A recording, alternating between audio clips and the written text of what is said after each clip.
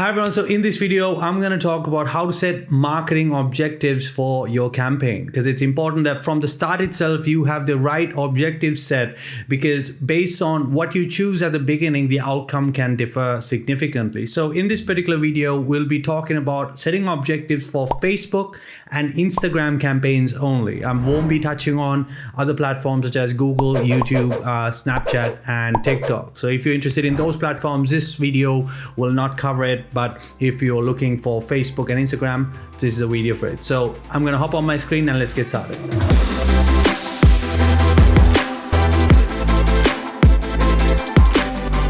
Okay, so what you're looking at right now on my screen is the Facebook Ads Manager. This is what powers all the ads across Facebook and Instagram that you generally see on your news feeds. So when it comes to promoting your products, this is probably one of the most advanced and one of the most powerful advertising tools out there. So if you have a business and if you want to promote your services and your products online, I highly recommend you to use Facebook Ads Manager and get set up with Facebook Business Manager as well. So on my screen, you can see the stage where I'm at is where I have to pick my campaign objective. I'm not going to talk about the buying type for this video. I'm mainly going to refer to the objectives that you can see on your screen here. When it comes to setting an objective, you have to think, what do you want to achieve from this campaign? Do you want to get more followers? Do you want to get more views? Do you want to get more website visitors? Do you want to get more sales? You have to think what your ideal outcome is. And then based on that, you have to pick accordingly. What is a bit tricky here is that you need to also think of the stage of your business. Are you a new business? Yeah, that's it. If you're a new business and you don't have that much of a following or that much of a presence online, you may want to start off with the awareness objectives and the consideration objectives. Because if you go too fast into the conversion objectives and if you don't have an already established brand, you may not get the best results. So what you want to ideally do is use a combination of these, and I'll explain what that is in a second. But first, let me break down each of these objectives for you. So in the awareness stage, you get two different objectives, which is brand awareness and reach. So when you pick brand awareness, it'll show you ads to people who are most likely going to remember them. Now, don't you tell me you don't remember me, because I sure as heck fire remember you. So if you don't have an established brand, this is something that you can experiment with and see the results. And the next one here is reach. So when you pick reach, Facebook will show you ads to the maximum amount of people based on your budget. So if you want to get as many eyeballs as possible to your brand, this is something that you can play with. Then comes traffic. So traffic is where Facebook will drive people from their platform, which is Instagram or Facebook, to your website. So if you want to get more website visitors coming through to your site, you can pick website traffic, and Facebook will automatically put a button on that ad saying shop now or find out more. There are different call to actions that appear on the ad. So you can click on that and it'll drive that person to your website. So if you want to drive traffic to your website, that's something that you can choose. The next one is engagement.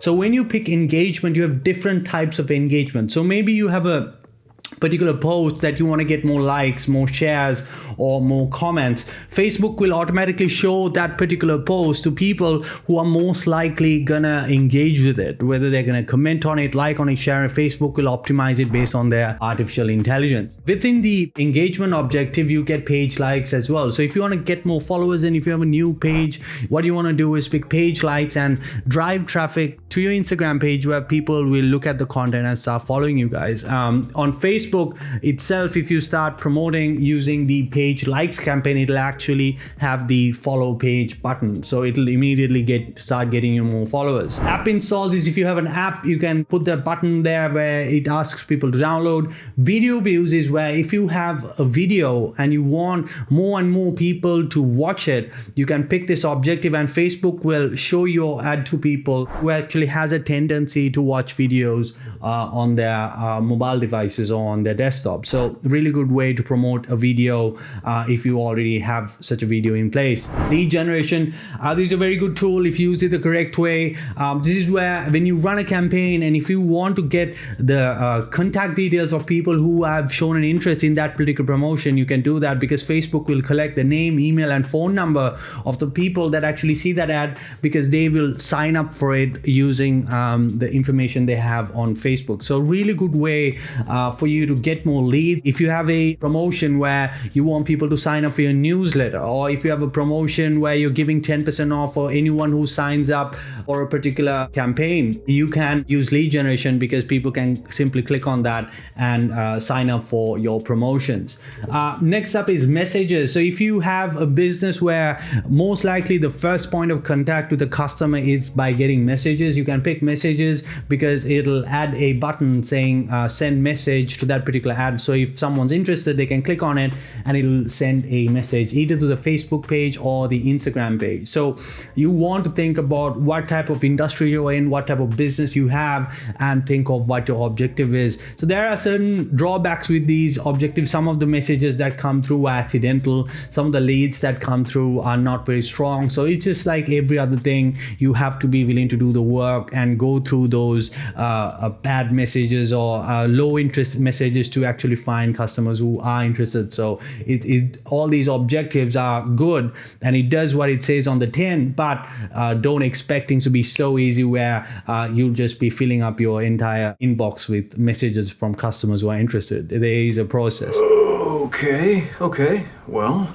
Then the final stage of the funnel is where conversion. So this is where not only drive traffic to a certain landing page, but you have a conversion event that you want to optimize for. So it could be getting people to sign up for a sort of a promotion that you have on your website, or maybe it is actually getting people to buy your product. So what Facebook will do is Facebook will actually monitor the amount of sales that you get from a campaign and tell you the actual sales that you got based if you use conversions as the objective, because it'll track the results through a Facebook pixel. Catalog sales is where if you have a product catalog of a variety of products, you can pick that up, put it on Facebook, and then Facebook will show your products to people based on your targeting. So for example, if you have a fashion store and you have a product set that is good for going out and you want to promote party wear, then you can pick the catalog, you can pick that particular product set and start promoting it to people that are actually interested in that product only. So it's a really good way of using catalog sales. Store traffic is where Facebook actually drives people to your physical store. So if you have a business that actually requires people to come to the store itself where they touch and feel your products before they buy it, that's a good objective for you to use. So you can see that based on what your industry is, what the stage of your business is, and what the nature of your campaign is, you have to be very picky with what you choose.